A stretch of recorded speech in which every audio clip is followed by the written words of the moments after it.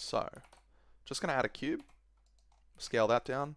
I'm going to lift the cube up. I'm going to try my best to keep the pivot at world 0, but like it doesn't matter, right? If we lift it up, we can always apply that back with apply location. Apply location. And we know that we've scaled this guy correctly, so really all I need to do is just get this to roughly match, and like he's in a bit of a 3/4 pose, so there's a little bit of like asymmetry there, but you know, we'll just get this sorted. Okay. And the idea mostly is like it really does come down to just being methodical and laying in the overall shape first. Like a lot of people ask me, how do you have like such attention to detail? It's always just this, which is, it sounds really lame because when I heard that advice when I was like starting out, I didn't believe it. But it is true. Alright, so all I'm doing there is I've just basically added like an area of the bottom where I can extrude that out.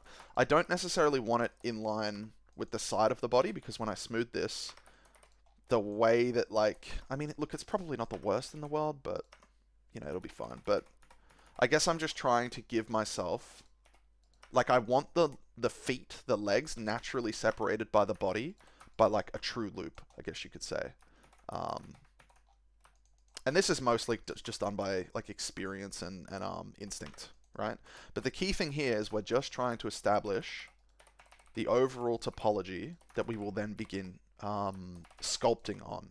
So the key thing we're after here is that the topology supports all the features that we need, like from the body, and has a pretty good like overall even quad layout, like roughly, right? That's what we're really after, because most of the heavy lifting is going to be done during the sculpting phase. Okay, let me turn on wireframe here just so we can see that a little bit better. Where are we? Viewport display, wireframe. And I'll turn off optimal display on the add-on. Actually, no, that's getting in the way a little bit. Okay. So I've now got the same sort of thing I did on the bottom, right? Like I have a I have sort of a square here that I can then inset, like that. And that allows me to have a true loop, like on this arm, right? And then I'm going to extrude this down like this, right? Now from here, it's mostly about sort of massaging to get the overall shape into place. And I'm not going to do the top yet because I want this to be a circle. Like I want this whole shape to be circular before I get into the top. So I'm going to open that up and I'm just going to use my sculpt tools really quick. And the thing is as well, I'm not sculpting on this like nice smooth thing. You can actually see where the brush highlights the individual vert that I'm sculpting on. If I turn that modifier off, this is what I'm sculpting on. And the only reason I'm using the sculpt tools is just so I have access to like the smooth brush, and I can really gently, if I drop that strength all the way down, I can start gently smoothing this box that I've made out to match more like the shape that I'm trying to get here, right? So that's all I'm doing here, as I'm just establishing the overall shape. We can also use like the grab brush here to just block that all in, right?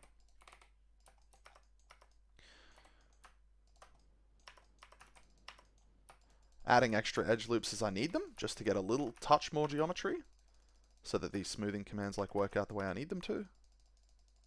And this is like not scientific, right? This is, and the topology that I'm laying in here isn't going to be the final low poly topology. This is the topology that we're laying in for the sake of the sculpt, because on a character like this, using the Dyne topo, like the Dyne, I think Dynamesh Dyne topo kind of approach, right? We don't need that freedom. Remember how like we talked about that in the sculpting chapter? It gives us like a lot of freedom and experimentation. We don't really need that here because we're working from concept. Like we know what this character is supposed to look like. So all we need to do is, like, because we know ahead of time what it looks like, we're not exploring anything, we're just making the character as the concept describes. That means that we can set ourselves up for just like good sculpting topology kind of right off the bat, you know? A part of that good sculpting topology is going to be even quads, roughly. So you can see here how this edge up here, these edges are all really long. I could run one loop, but then I still have like kind of rectangular faces. So really what I want to do is like run a couple, like that maybe, and then smooth the result back. So I'm just evening out that topological flow, right? And it's never going to be perfect, but you can see here just by adding those loops there, we start to really even out the geometry. Another couple loops here on the arm. Right. I haven't saved in a while, so I'm just going to incrementally save. A couple times, actually. Cool.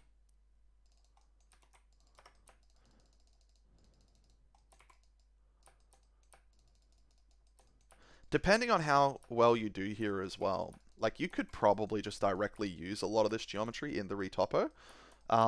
It just depends on sort of how well you've laid in the loops and how animation friendly it is. But like this little fella's going to have a little mouth that's open here at some point as well, so we'll need to be conscious of that, right?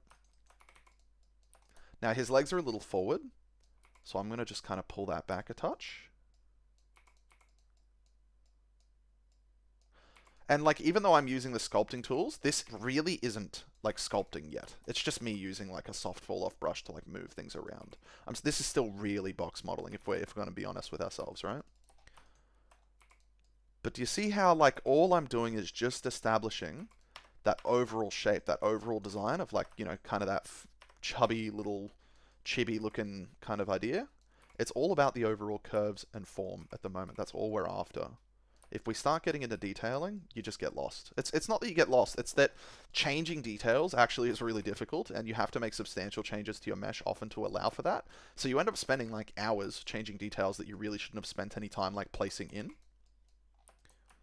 Okay. So now I'm just going to take stock a little bit of the two, and I'm just going to honestly try and appraise them side by side. I've got a lot of down slope, I guess you could say, on that arm, which is like pretty good there. This little kind of bit down here doesn't really match so much, so maybe lift that up a bit or maybe smooth it back. Cool.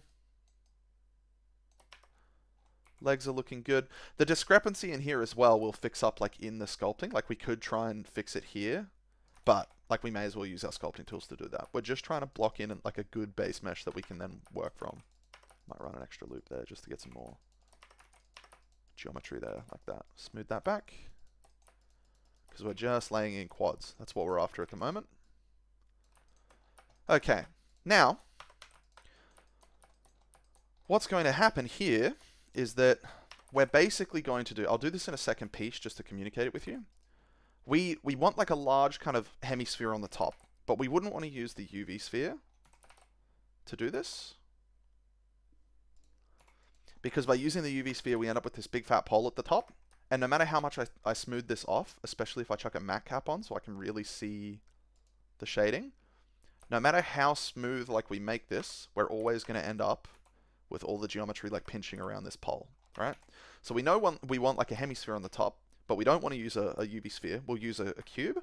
So I'll just chuck a cube down and smooth this a couple times, like maybe 2. Like that. And then I can sort of delete the top, the bottom. So this cube that we've smoothed is now sort of the geometry that we want for the top. But we need to be careful because we haven't put any symmetry modifier on this, but we have on this one, right? So we can't just like merge these two together because this is still missing half of it. All right? I'm going to apply that subdivision, and then I'm going to count the edges real quick to see if we get this one for free. Edges, edges, edges. Where are we? Statistics, sorry. That's what I'm after. So we have 16 around that bend. And here we have 16 around this bend, right?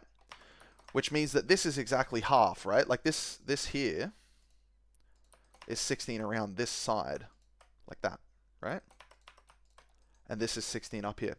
So we get that for free, right? Because really, we need to subdivide this one more time and delete half of it, right? Now we have 16 around this edge. There. 16 around that edge. These are just free to be directly merged now, right? I can grab that edge, bridge edge loops, and that can just bang, connect one to the other, right? The reason that I'm not going to do it that way just yet is that even with the mirror modifier on, if I start running control loops and scaling these, they're going to scale from like the center of what I have selected. And what I have selected is its central point is over here. It's not in the middle of the mesh, right? So we have two options here. We can, create the cube, right? Subdivide it to level 2. or 3, sorry, because that gives us our 32 all around. And we can start working on the mushroom head in isolation, like this. And then at the end, delete half and weld it over, right? That's one option. The other option is that we apply this mirror modifier now, right? Making our mesh like fully symmetric on both sides. And now when we start doing scales and loops, it's going to scale from the center, right? And then what I'll end up doing, so we'll do that. We'll roll with that for now. Then I will end up actually deleting half of it again and going back to mirror, right?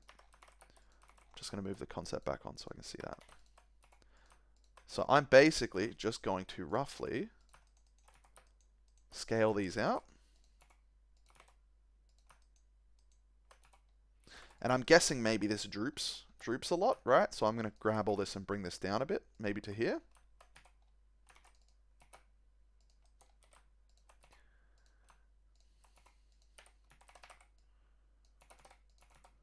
Flatten that out, lower that there. And again, this is going to be our sculpt topology, so you can see we're actually losing like a lot of like resolution around those edge loops. So I'll just add some more cuts and scale that like this.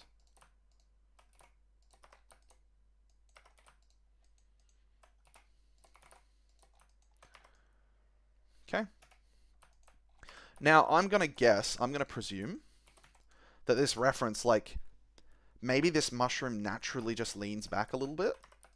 There's two schools of thought about this, I suppose, right? You could leave the little mushroom dude perfectly neutral and then lean him back in the animation, which is totally fine. I'm instead just going to lean this back by design, like this, to open up his face like a little bit. I'm basically saying that the default pose of this character is always going to be sort of leaned back like this, right? You'll see something sort of similar if you look at like A poses versus T poses, right? Like T poses are very like formal. They're very good for like information and rigging and being very unambiguous, but they feel really unnatural to work on. So it doesn't, like, looking at them and working on them just kind of feels unnatural. So a lot of people will just prefer something called like a relaxed A pose, right? Cool. I'm going to move off this matte cap because I'm not looking for like really shiny stuff and it's quite frustrating. It's a little annoying. Move over to something like this, right? So now, this is the base that we want to sculpt this character from. We're going to check for density. So probably, you know, add some extra loops to get that density like pretty even. And as we come out and bulge to here, like as this like keeps getting larger and larger and larger, eventually these are just going to become less and less square. So it's like a balancing act, right? We want enough geometry that we can sculpt on, but not so much that like our faces become like ridiculously distorted, I guess you could say. Because we can always, when we subdivide this, right, if I turn off optimal display, we can always subdivide up to get more resolution like this, like a lot more resolution, you know? So let's have a look. Yeah, looking pretty good. I'm just going to even this out a little bit. Awesome. So that's roughly the body established, right? Pretty much. We could separate the mushroom from the body, which would actually make sculpting the details sort of between the gills and the body a little bit easier. But maybe I'll leave that there so I can hopefully demonstrate maybe some tools and techniques to get around having that discrepancy, right? We could reestablish our symmetry here if we need to, right? Get rid of that, add the mirror modifier back. But we don't really need to because there's not really any other detail that's going to go on the body of this character. This is essentially our sculpt shape that has been established, right? Okay, so now the next thing that I want to do is start thinking about the face and the eyes and the mouth, right? Now, the question is, you know, how stylized, how like real do we want this face to be, right? Considering that this is your very first character ever, we're going to keep it simple. We're just going to do like a floating mouth, which is very cute and stylized, and a set of floating eyes and floating eyebrows, right? We'll get into doing like proper human mouths and mouth internals and all that in like maybe a more advanced 3 topology video, right?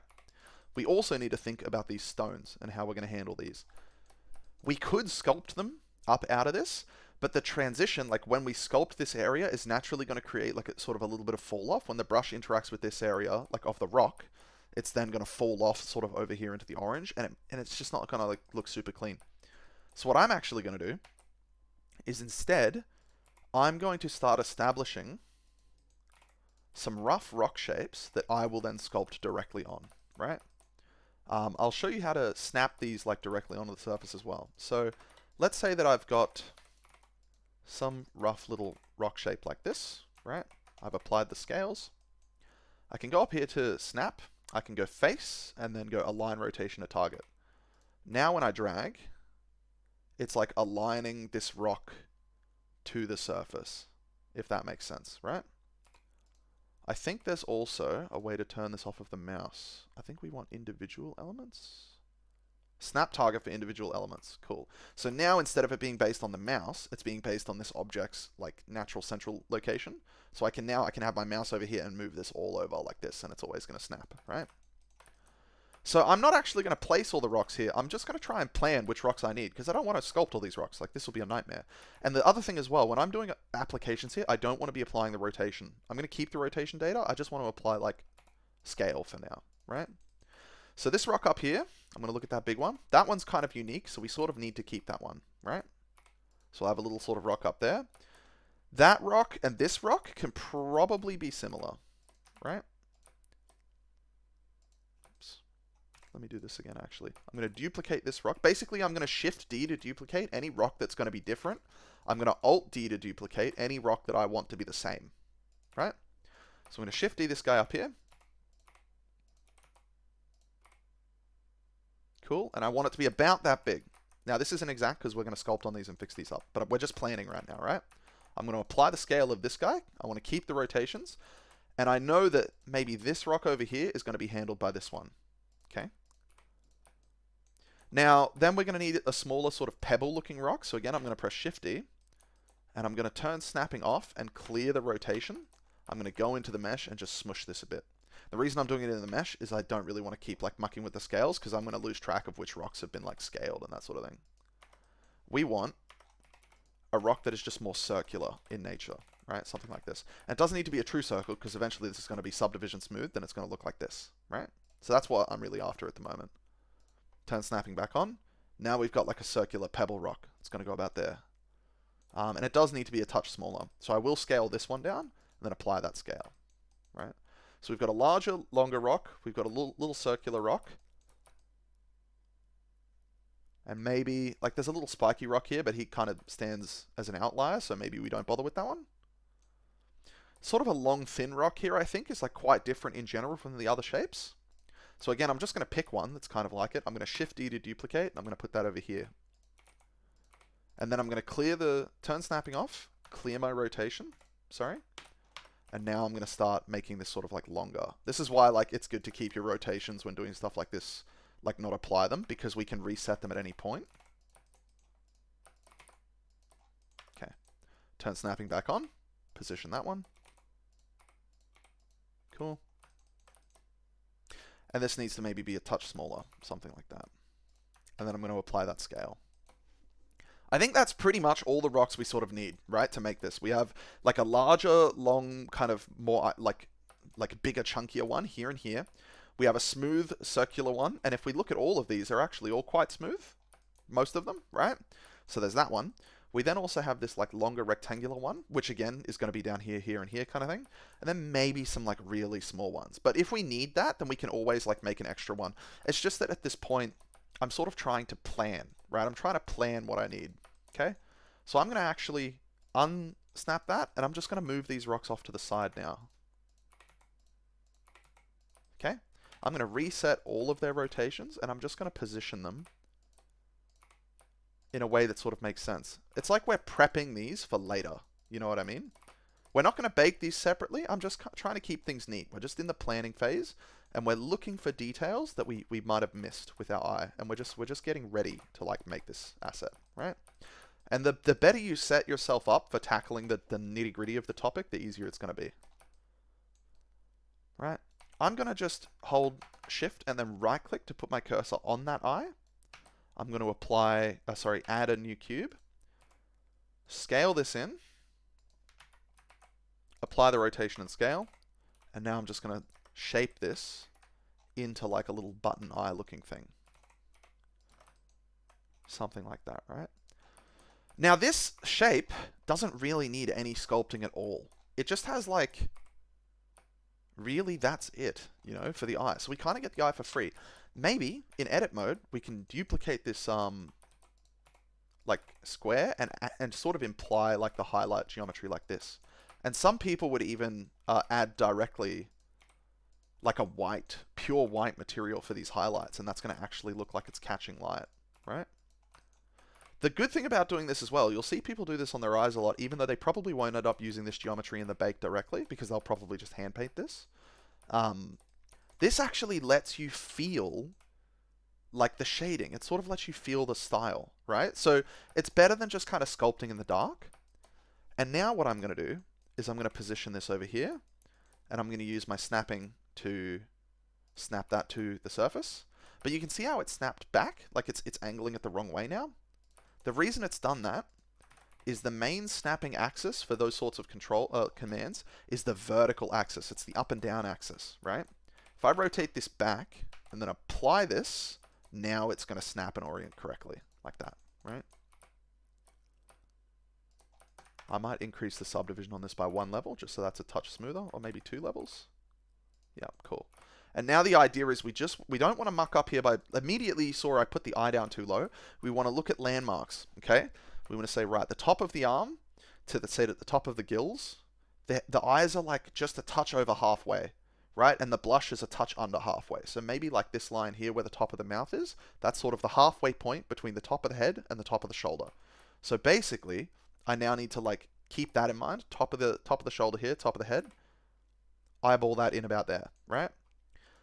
Now, I'm going to make sure my scales are all good. I'm not going to apply the rotation because, again, I might want to come back to this element, so I'm going to leave that rotation there.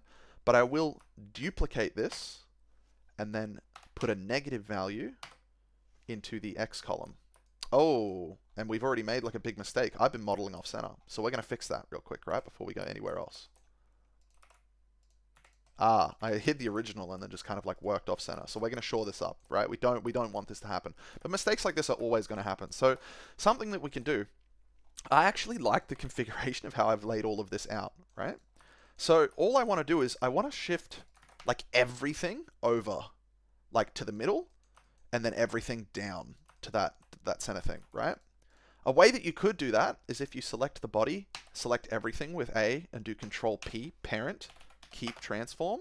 That's going to parent everything into this guy who you can then move. Everything's going to now move relative to him, right? But sometimes you might not want to do that because at the end, you're going to need to clear all of the parents to unparent and kind of bring them out, right? I prefer just doing it with a little bit of math, I guess. I can just copy this value, this X location. I can literally Control C that, and I can then grab everything and say I want to grab to move you along the X axis by negative that amount, right? So I typed like the negative button and then I pasted in my my offset. And so that's moved this fellow to the center and it's moved everyone else that amount as well. And then I can just do the same thing with Z. So I've grabbed that, I've copied it, select everything, grab Z minus paste, enter, right? Cool. So we've actually like recentered this now. I'm going to save. And like you want to be saving incrementally sort of as much as you can, you know? Okay, now we'll go back to finishing this off. We'll duplicate the eye, put that on the negative side, and you'll see here now that this amount, this Z component, actually needs to be flipped like to the negative for that to line up.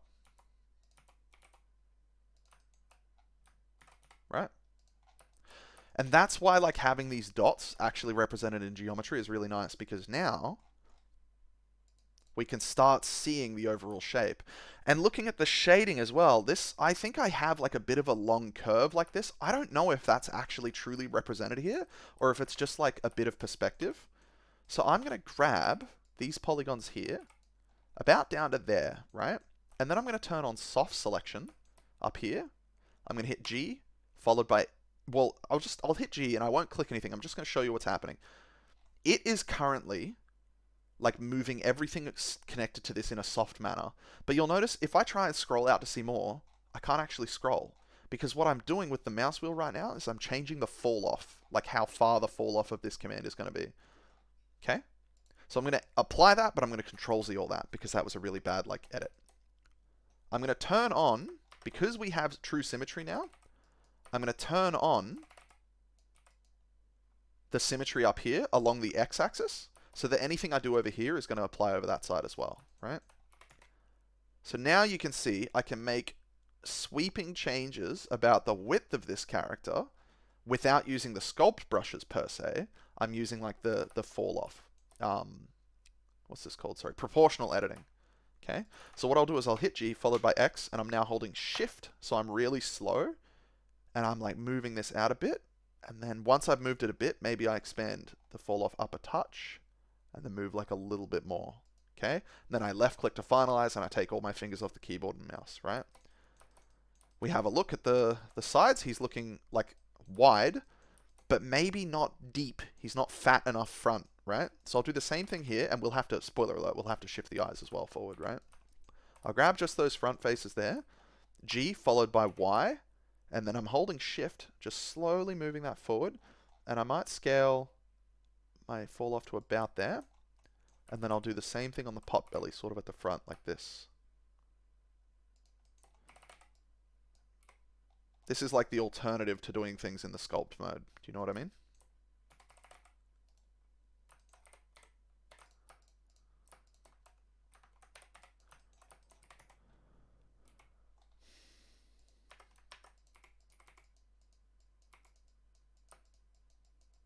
Cool. Just touch that up a little bit, right? Now the eyes we've lost, right? Because we moved his sort of body forward. So we just need to grab those eyes and shift all of them forward a touch. And then wonder how that one ran off. Just going to try and give him a fatter body down here like this.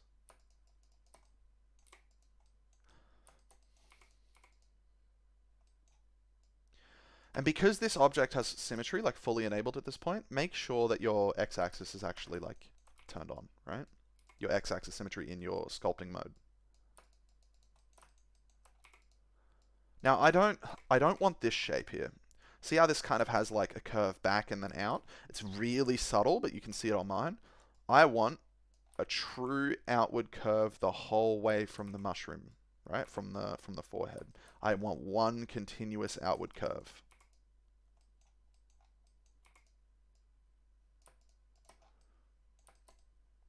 And I'm panning my camera around so I can see different grazing angles, and I can still see I've got that pesky curve in here. So I'm going to keep modifying that subtly until I have sort of a true outward curve for the most part on the front side. Awesome. Just going to roll with that for now. That's going to be fine, right? I'm going to shift all of the eyes forward to about there. And I am really wondering why they keep falling out of sync. I don't know what I'm doing there to do that. So I'll adjust one. Get that on the line of the character here, about there. And this is why like you wouldn't necessarily want to sculpt these eyes in, because we can make sweeping adjustments like this at any point, and we get a really nice transition between the two. Alt-D, go up to the top, type a negative in here. That's going to just place it from the, it's going to invert its X coordinates, so it's going to flip it over. And then I'm going to do the same thing for its up and down rotation. Rotate that like that. Okay. Now we got the eyebrows and the mouth to do. These are basically just going to be, again, like smoothed cubes, right? And because these are symmetric, these details are symmetric, we can cheat with our mirror modifier, right? Now I'm not going to rotate this object. I'm going to leave this object keeping its zeroed rotations, sorry, the mesh, but I will rotate the object itself and position the object over here. The reason I'm going to do this is it's just easy for me to make sweeping changes to match the concept or to make some significant changes.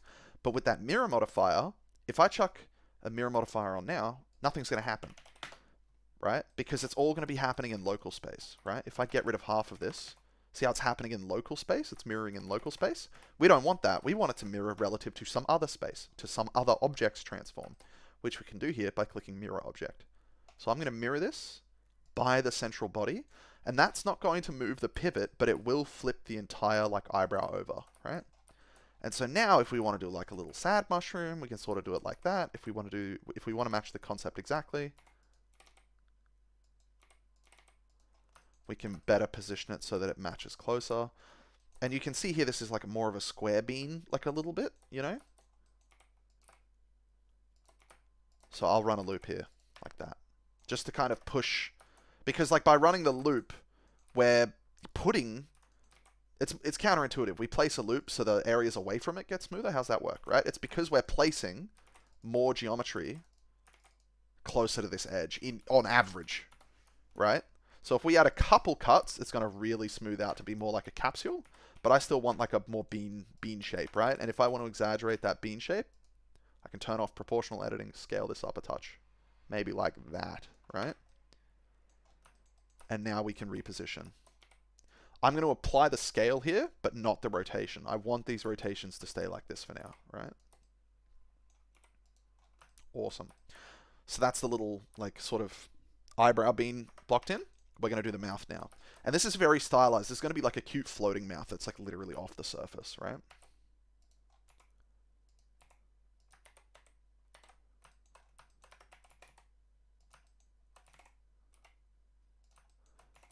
And so I'm starting from that cube.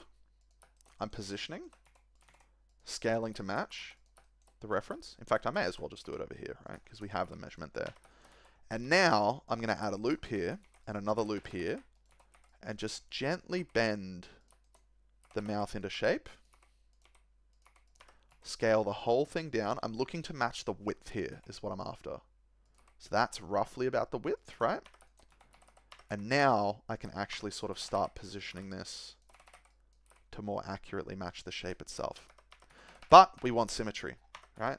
This object is so simple, it's kind of overkill to throw a symmetry modifier on it. I'm going to apply like a symmetry command in edit mode, right? F3, sim. I'm going to do symmetrize. Now what we want to do, it by default nailed it, but we want to look at the gizmo up here and we think, right, we're mirroring along the x-axis. We want to take everything from this side and place it over onto this side, right? You know, if you think of that's the pivot there, we want to play everything from this side onto this side. If I look at my gizmo up here, that's the negative side. We want to take everything from the negative side and ensure that it's placed into the positive side. So if we expand our symmetrize command down here, we'll see the direction by default is negative x to positive x. So just by default, we've already nailed it. We got it for free. But if it wasn't correct, if it didn't behave the way you thought it should, you want to switch to like a different one. And the cheat code that you're going to use to determine what to swap to is you look at your gizmo, you look at the directions, right? And you go, right, we got positive, we got negative. If I want to go from here over to here, we want to go like positive y to negative y. We're taking the front of y to the back of the y and vice versa, right? Now I'm just going to make any final touch-ups that I need to make to just have this like be a little bit closer.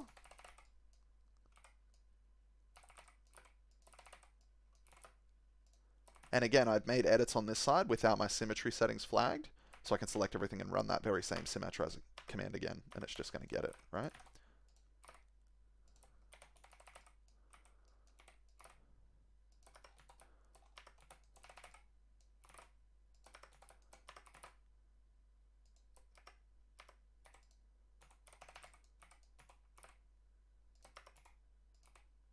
Maybe it's still even thinner. I've done it just a touch too thick. All right, cool. I'm now going to apply everything and then move this onto the center line by just clearing the X component, right? So now we've got a little mouth there. Now we still haven't even started sculpting yet, right? Like we are just taking our time. I'm going to duplicate this over with Alt-D, reset its rotation, go into edit mode, select everything, scale by Y. That lets me just kind of smush this, and because I did an Alt-D, it's going to apply to this one as well, right? And then I'm just going to delete this. That was just temporary so that I could make these edits without having to muck around with the spaces, right? So, as I was saying, you sort of notice that we haven't even started sculpting yet. And our character is starting to actually look pretty good, right? Maybe scale that out a little bit like that. And then apply the scale. Our character is starting to look pretty good because in general, we have tried to match the reference and we're paying attention and we're acting diligently. We're going one by one, right? We've got overall proportions, which are pretty good. Maybe this curve isn't necessarily here in the concept. So I'll smooth that one out like this. Whoops. But the topology, the way I blocked in the sculpting topology, it's going to naturally pull that way, so I don't want to smooth too much, right? Cool. And we haven't placed our rocks on the top, but we've sort of identified the ones that we're going to make so that we can just save ourselves some time, right? This is basically the block in for the body of the character done. At this point, we now want to start moving into sculpting, right? So at the end of the last video, I actually said we were going to move into sculpting. But looking at this concept one last time and taking stock before we do that, I am noticing some subtle differences, right? The height of the gap underneath my legs is actually quite off. It's almost off by like a factor of 2, right? The arms as well could probably dip a touch lower, but their underarm needs to come right up here into like a little simple armpit, and ours currently doesn't do that, right? So we definitely want to adjust the topology there to support that. The mouth is pretty much fine, the eyes are pretty much fine, the eyebrows are pretty much fine. The other major detail though is that if we look at the mushroom head, mine in general isn't really sort of as wide as it should be. So I'll turn on proportional editing and just exaggerate that out, right? Just something more like that. This overall lip here probably could be smoothed a touch. More like that.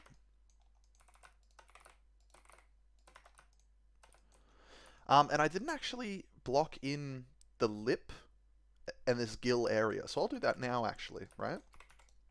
We have, the lip comes to about, say, here, right? And then we simply want to run loops. Let me turn proportional editing off. I'm going to take the existing loops that we have and sort of pull that up, but then maybe add back a touch of extra geometry just to get in roughly the overall shape of what we're trying to make. Okay, and then the gills themselves, I'm guessing, have sort of a downward curve to them, which then lifts up into the head. So basically I'm going to say, right, this loop out here and this loop on the inside are going to be sort of the upper, like the creases, I guess, where the gills sort of meet. And then these, I'm going to round out and just change slightly, just to get like a little bit more curvature there, right? Maybe a touch less. It's kind of subtle, right? Something like that. Probably comes in a lot tighter to the body.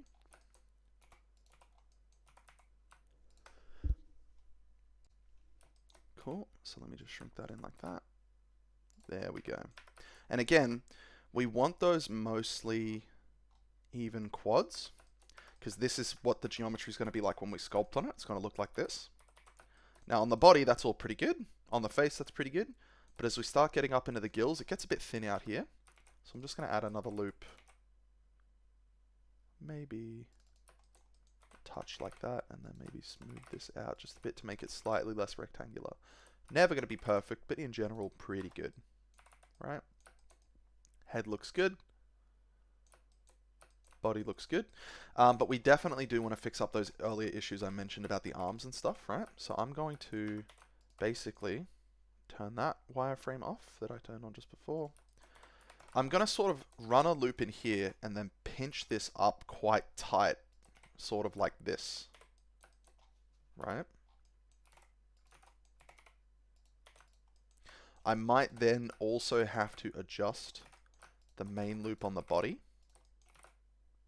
to facilitate that. And again, I've made this mistake where I haven't really done this in symmetry mode. Well, when we loop cut in, it's not going to be in symmetry. So if I loop cut here, it's not going to loop cut over here. So then any subsequent movements of those verts are not going to match, but the old ones will. So we'll end up just using the symmetrize command to touch all that up, right?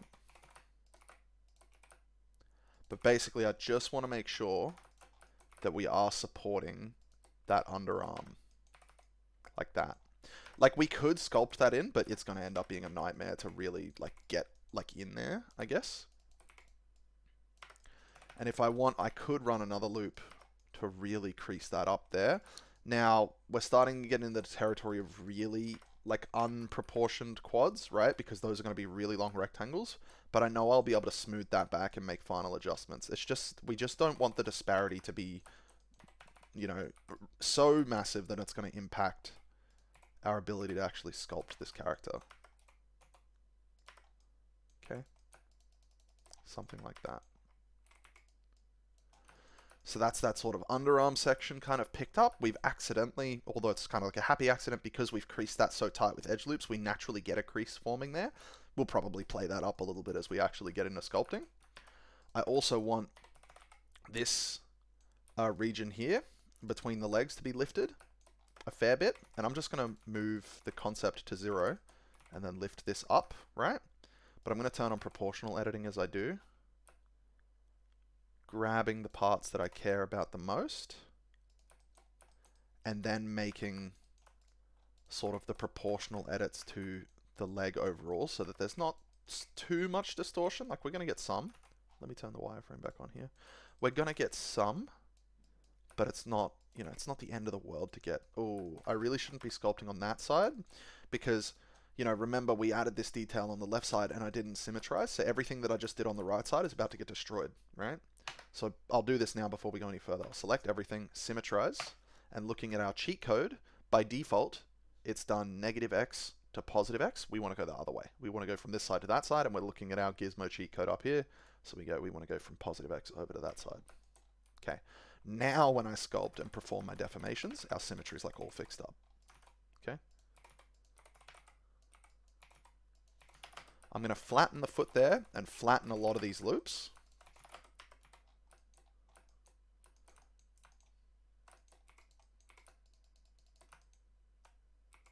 Cool. Everything else we can fix up in the sculpt itself. I just wanted to touch up those overall proportions before I move much further in. And again, it pays dividends, right? Making these changes in the sculpting stage can actually be a nightmare. I remember I was watching a Hyphan tutorial way back in the day, and that was one of his key insights, was he sort of said, like, it's not about brush strokes themselves, like, being clean, per se. It's more about making, like, exactly the right brush strokes that you need to make. And if you know, if you sort of think about the wisdom there behind that statement, it's sort of that, like, the more you interact with your model, you're naturally kind of giving yourself opportunities to impart errors into it. So just by being very gentle, diligent, and particular about how we lay the foundation in, we can adjust and prep any, like, issues. Like, we can anticipate any issues that we're going to have, right? Okay. Cool. I just wanted to make those touch-ups before we really move in. Okay. And so we've got, I won't do the rocks, like I won't do those touch-ups to the rocks yet because I mean, they're pretty blocky, but we'll get to it. That there is pretty much the character I would say ready to be sculpted. We didn't lay in the gills in sub D because it's going to really force the geometry to be in this particular shape, and I want to do more like maybe cross-cutting across the flow of the quads with our sculpting. But we're going to have the resolution to support that anyway, right? So that will be fine.